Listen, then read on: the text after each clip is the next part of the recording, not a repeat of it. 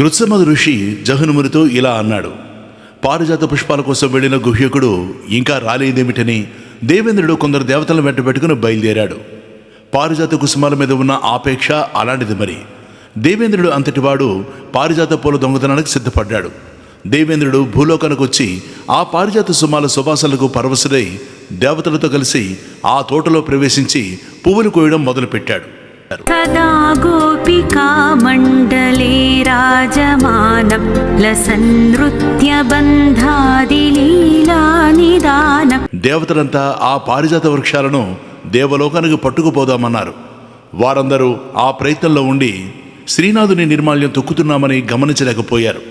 ఆ నిర్మాల్యం తొక్కడం చేత వారి దివ్యశక్తులని నశించి వారంతా తేజోవిహీనులై పోయారు. మరునాడు పొద్దుటివేళ సత్యజిత్తు తన పూల తోటను చూడడానికి వచ్చాడు.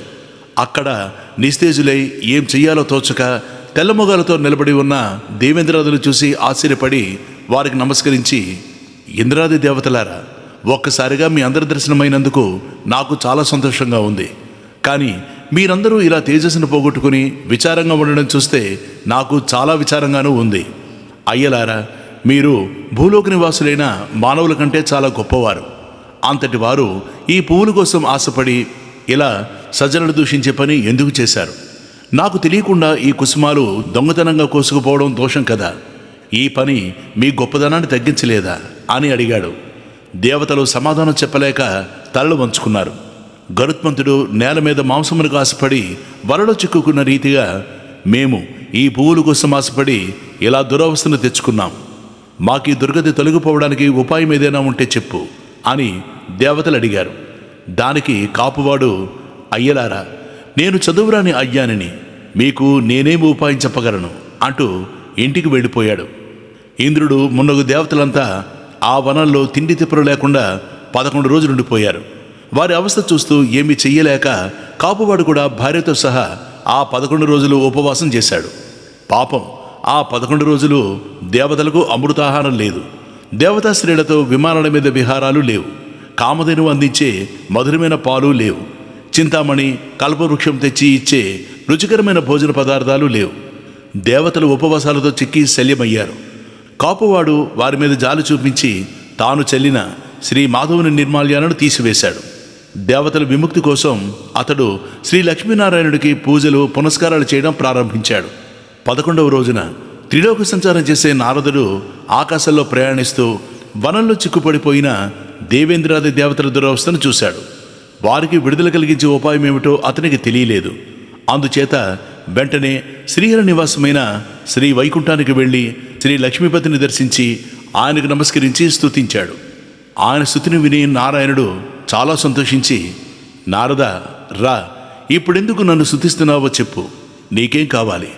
నువ్వేమి చేసినా అది నీ కోసం కాదు, లోకానికి ఉపకారం చేయడానికే అని నాకు తెలుసు. అందుకే నువ్వు అడిగింది ఏదైనా కష్టసాధ్యమైనా నీకు సాధించి ఇస్తాను, చెప్పు అన్నాడు. అప్పుడు నారదుడు ఆయనతో, స్వామి, దేవదానవ సమరం నాడు అమృత కలశాన్ని క్షీరసాగర తీరంలో దేవతలు కొంతసేపు ఉంచారు.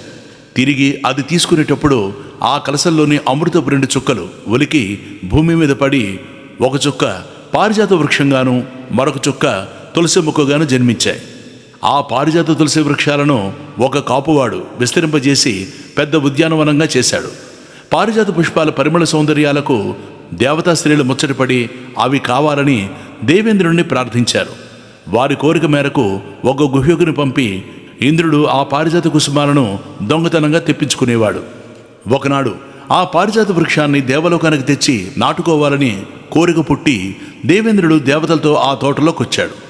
నీ పూజా నిర్మాల్యం కాపువాడు తోటలో చెల్లినాడని తెలియక వారంతా ఆ తోటలో దిగి నిర్మాల్యం తొక్కిన దోషం చేత వారంతా దివ్యత్వం కోల్పోయారు. ఆ కాపువాడైన సత్యజిత్తు ఆ తోటలోని పూలను కోసి దండలు కట్టి అమ్మి, తులసి దళాలు కూడా అమ్మి ఆ వచ్చిన ధనంతో దరిద్రులను ఆర్తులను పోషిస్తూ తన కుటుంబ అవసరాలు తీర్చుకుంటున్నాడు. అలాంటి కాపువాని జీవనాధారమైన ఆ పూలను దళాలను దేవరాజు అక్రమంగా అపహరిస్తున్నాడు. వారిప్పుడు ఆ తోటలో బందీలై తిండి తిప్పలు లేక నీరసించి కళాకాంతులు నశించి దీనులైపోయారు.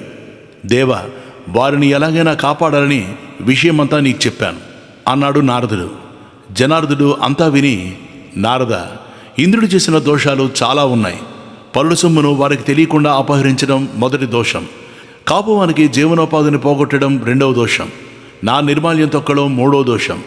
ఇన్ని దోషాలకు పాల్పడినందువల్లే ఇంద్రాది దేవతలు నిస్తేజులై నిర్వీర్యులై దేవలోకానికి పోయే శక్తి లేక ఉపవాసాలతో కృంగి కృషించిపోతున్నారు. నా నిర్మాల్యాన్ని ఎవరైనా తెలిసి తొక్కినా తెలియక తొక్కినా వారి సర్వశక్తులు నశిస్తాయి.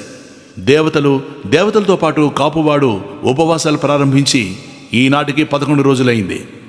ఆషాఢశుద్ధ పాడ్యమి మొదలు ఈనాడు ఏకాదశి తిథి వరకు సత్యజిత్తు ఉపవాసాలు చేస్తూ అష్టాక్షరి మంత్రాన్ని జపిస్తున్నాడు. ఈ ఏకాదశి నాడు అహోరాత్రాలు ఉపవాసం చేసి అష్టాక్షరి మంత్రాన్ని జపించినట్లయితే నేను సత్యజిత్తుకు ప్రసన్నుడనై కోరిన వరాలు ప్రసాదిస్తాను. ఒక్క సత్యజిత్తునే కాదు, త్రిలోకాలలో ఎవరైనా సరే ఏకాదశి నాడు నిరాహారుడై ఉపవాసం ఉండి రాత్రి జాగరణ చేస్తూ భగవన్నామం జపిస్తే వారికి నేను సమస్తమైన కోరికలు తీర్చి అనుగ్రహిస్తాను అని సమాధానం చెప్పాడు.